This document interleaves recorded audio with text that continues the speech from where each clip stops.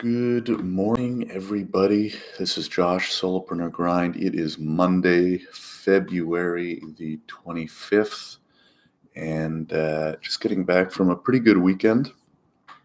And so the focus for this week is going to be on continuing to create pretty good content for Solopreneur Grind, and then more importantly, right now, main business is in a pretty good spot in terms of, I mentioned it last week a little bit, of the main income stream or the main revenue stream, so to speak, from the one product offering. I work in professional services and did some talks on niching and stuff like that, where it's great to pick one niche, one service offering, really go hard on that one.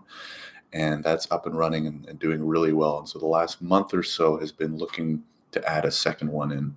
So the focus will be continue to service one or two clients for that new service offering while building out a landing page and trying to define that offer a little more clearly, a little more specifically, so that you can kind of take it to the broader market.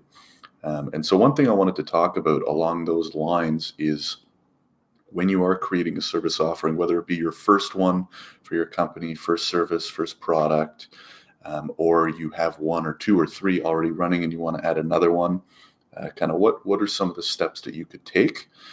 Now, what I've done in the last month is pretty straightforward, is look for the right opportunity. So number one, you have to have an idea of what it is you may want to sell. And that's considering a few things. I actually wrote about it in my email last week. If you're not on the email list, check the description. You'll find the link there. But in order to figure out what you should even think about trying to offer or test is, what are you already providing? If you are, what do you know? What are the opportunities in your market? What are the things that people actually need and want? And kind of find where all of those things collide. And then you should come up with two or three and kind of test them out.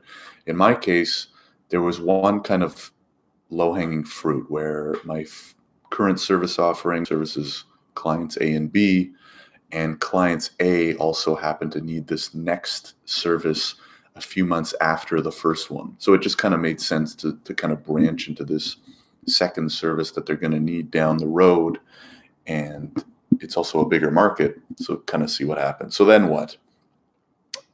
You think about the service, you do some market research, find the numbers, look into what pricing looks like, if the market already exists.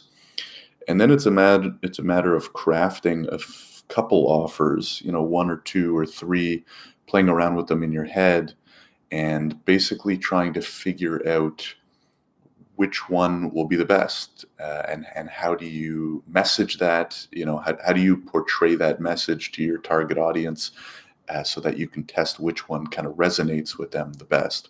Because it's one thing to have a great product or service, but it's a whole other thing, especially if you're selling online, to convey that, right? Unless you're immediately getting on a sales call with them. And even if you are, you're going to have to convince them to get on a sales call with you.